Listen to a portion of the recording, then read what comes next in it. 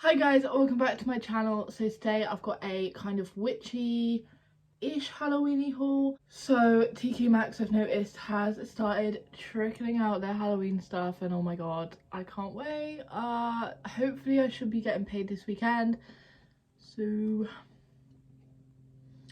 maybe there might be a Halloween haul in July. I don't know, it depends, because I do have some things I do need to buy. Anyway, let's get into the actual video. So I've got some books and I've also got some new bedding, because like my bedding is still from like 2015 when everybody was obsessed with pugs.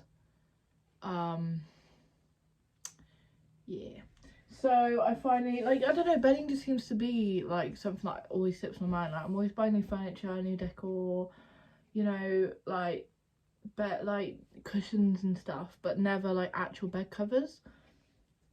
So I got two sets, courtesy of my lovely boyfriend, because he works away, so he gave me some money and was like, look, I know you shit, I know you miss me, but just, you know, go out and have some fun. So I went out for some drinks with the girls, and then with what I had left I got myself some new bed sheets, because like I said, I've been wanting some forever, but it just always slips my mind. So I've got the Copenhagen Home Halloween duvet set and pillowcase sets. So this one is like witches potions. How do I get the camera to show you guys properly? So it's like witchy potions, ghosties, all that kind of good stuff. And then so it's reversible, and on the other side it has ghosties on a green backing. And then I also have a like ashy blue colour, navy blue colour, with this one is, so the potions one I saw online and I wanted it anyway, and then when Jake gave me some money I was like, that is what I want. And then while I was on the site I found this one.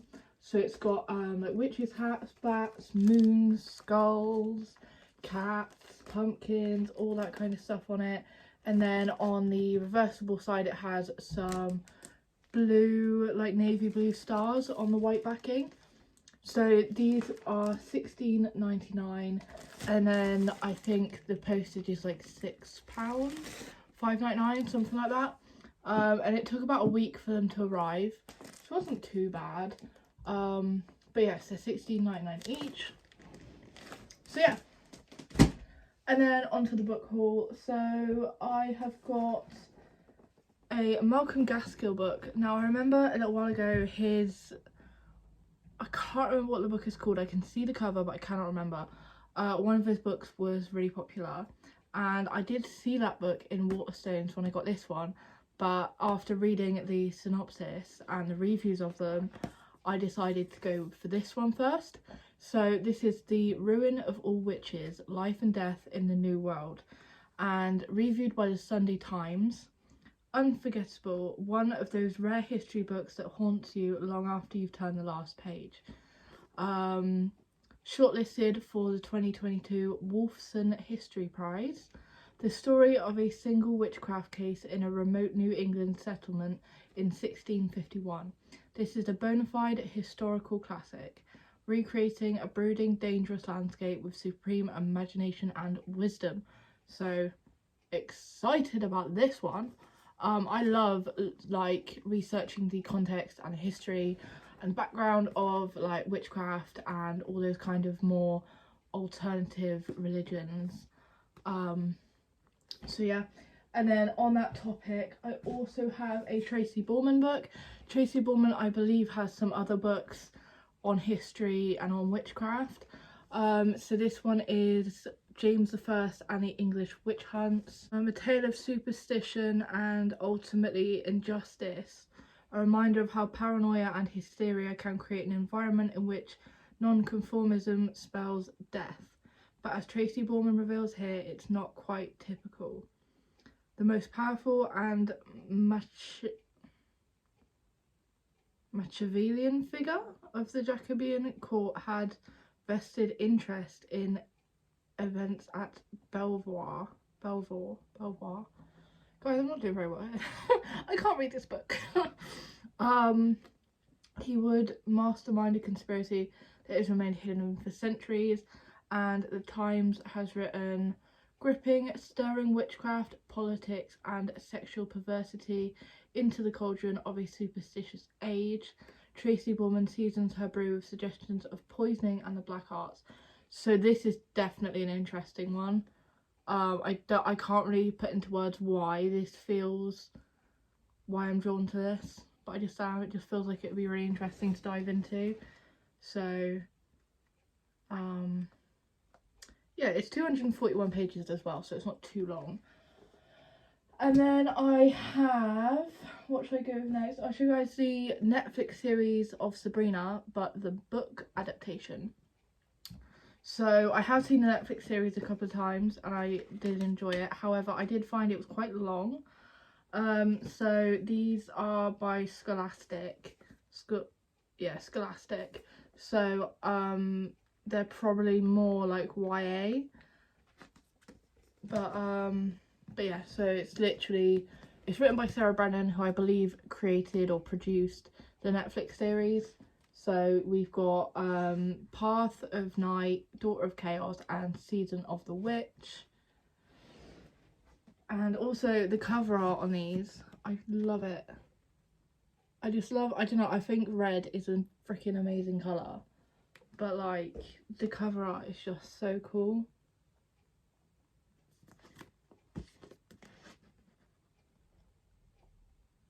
It's just giving me all the right vibes, what can I say?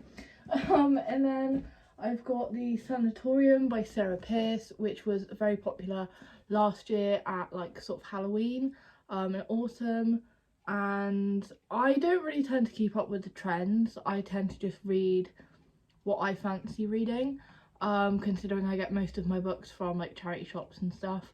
But I have recently started buying books from places like The Works, and like there's some websites online where you can buy book sets for like a discounted price, so I've also been doing that. But yeah, so it's a hotel which is been converted from an old sanatorium, and it's some kind of like mystery thriller, I think. I don't really understand.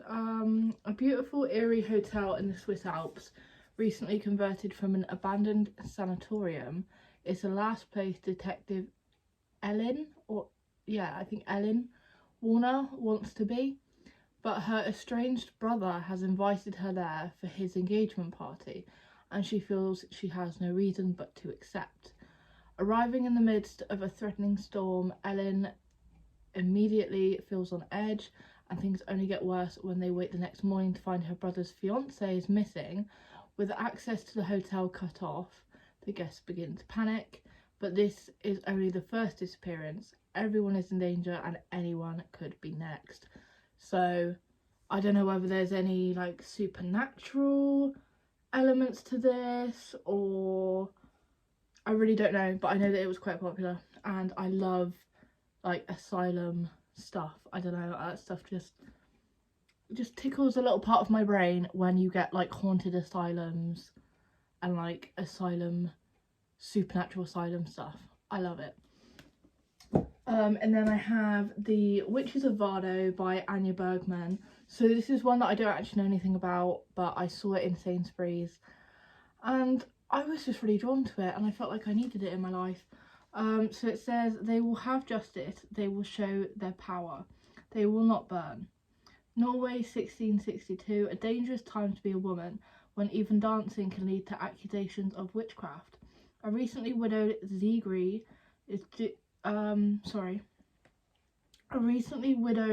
Sigrid's doomed affair with a local merchant is discovered.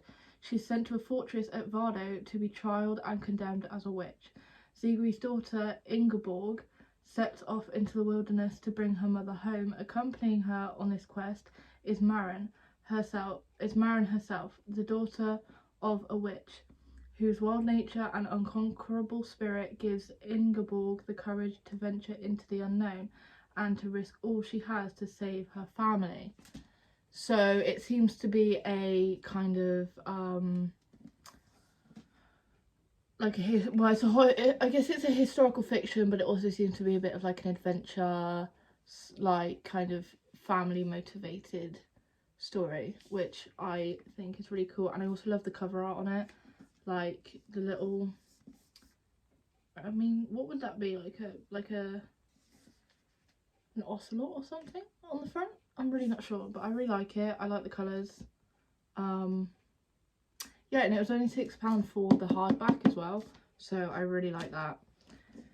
And then I have Waking the Witch by Rachel Burge, and Rachel Burge also wrote The Twisted Tree, which I've seen a lot of, but I'm not really that drawn to read it. But I found this one in the works and it just looks quite cool. A darkly spellbinding tale of female empowerment steeped in Welsh mythology and Arthurian legend. So I definitely like the look of this, and it's fairly short as well. It's not even 300 pages long, so yeah, literally I just love everything witchy. Anything supernatural, anything witchy, anything like eerie and magical is right up my street. And then I have the Erin Sterling set, which I have heard is set to be a series, a 3-part series. So the X-Hex was very popular, mainly on like BookTok and stuff.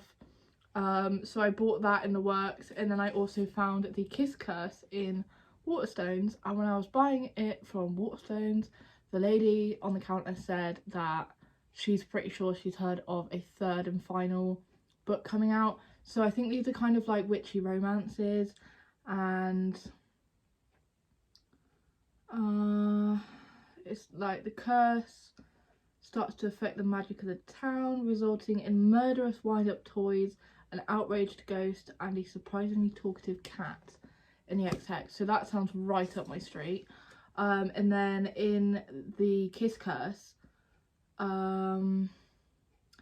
she's formed a powerful new coven with her family. She's running a successful witchcraft shop, and she's mentoring some younger witches. As Halloween approaches, there's only one problem: Llewellyn Wells' Penhallow. Love that.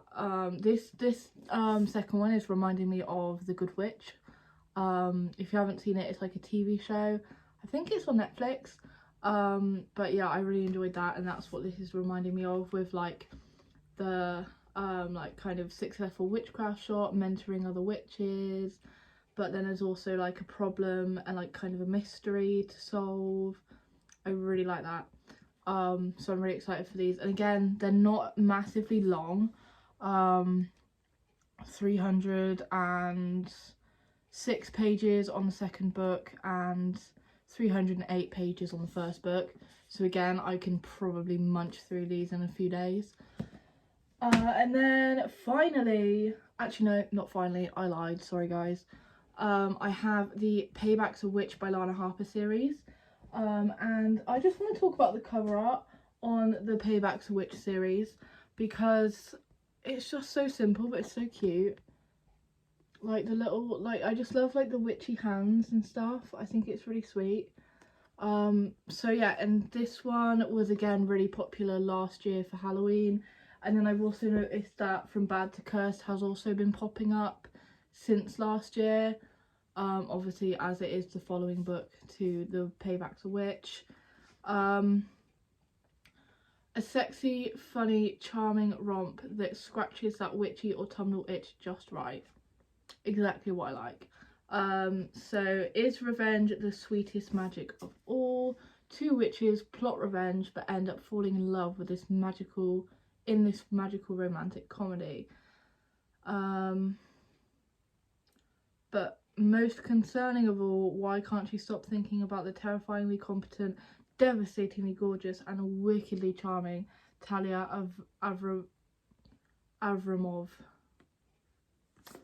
Love that. Sounds so good. And then From Bad to Cursed, the book I've been waiting for all my life, reviewed by Emily Henry. Both of these have been reviewed by Emily Henry. Opposites attract in this wickedly charming rom-com by Lana Harper, New York Times bestselling author of Payback's a Witch. So it seems to be a Witches of Thistlegrove seems to be the series, so I don't know if she's going to be continuing the series or if it is just a trio. But I'm really excited for these. Honestly, I think I might have to come on to the Payback's a Witch series when I finished my current reads. And then Back in a Spell. An awkward first date leads to a sparkling romance between one of the most powerful witches in town and a magical newbie in this rom-com by Lana Harper, New York Times bestselling author of Payback's a Witch. So I don't actually know when Payback's a Witch came out. I don't know whether that was like something last year, but last year was the first time I'd actually heard of it. 2021, yeah, so these are all really new books. So that means she's literally been churning out books. What 2023? Oh my god. So she brought out a book a year. Sorry, this is really random, but I like to know when books were published. She did a book each year. So this one is from this year. So maybe she'll bring out another one next year. Hopefully. So yeah. Then to finish off, I know it's a really long video, but I love my books and I love talking about them.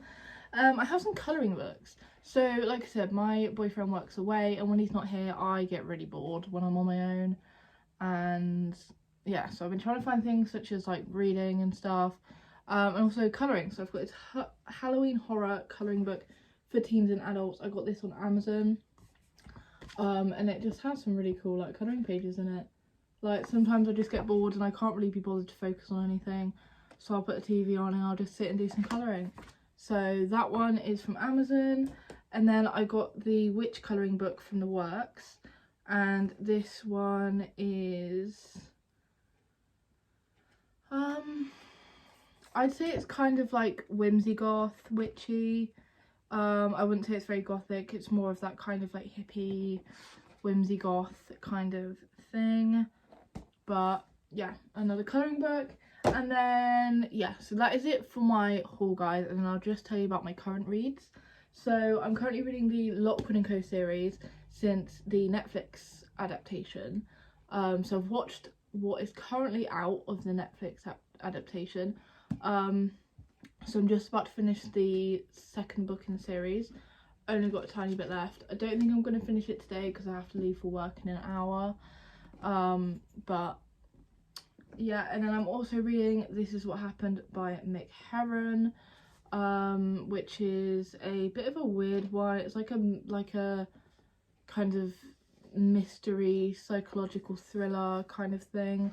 I've only got like 50 pages of that left, so I'm hoping that by the end of the weekend I can have finished these two, and then get on with something else, which I'm not sure whether I want to move on to the Hollow Boy in the Lockwood & Co series, or if I want to go on to maybe the Lana Harper books. I really don't know. Let me know, guys. Help me make my decision. Comment down below, what should I read next? Have you read any of these books? What did you think? Yeah, let me know as well what you would like to see from me. I'd love to know what you guys actually want to see. And yeah, thank you guys so much for watching. Please see my channel for other kind of similar videos. Soon the Halloween hunting season will be around, so you know I'll be back online for that one. But yeah, again, thank you guys so much for watching, and I will see you in my next video. Bye!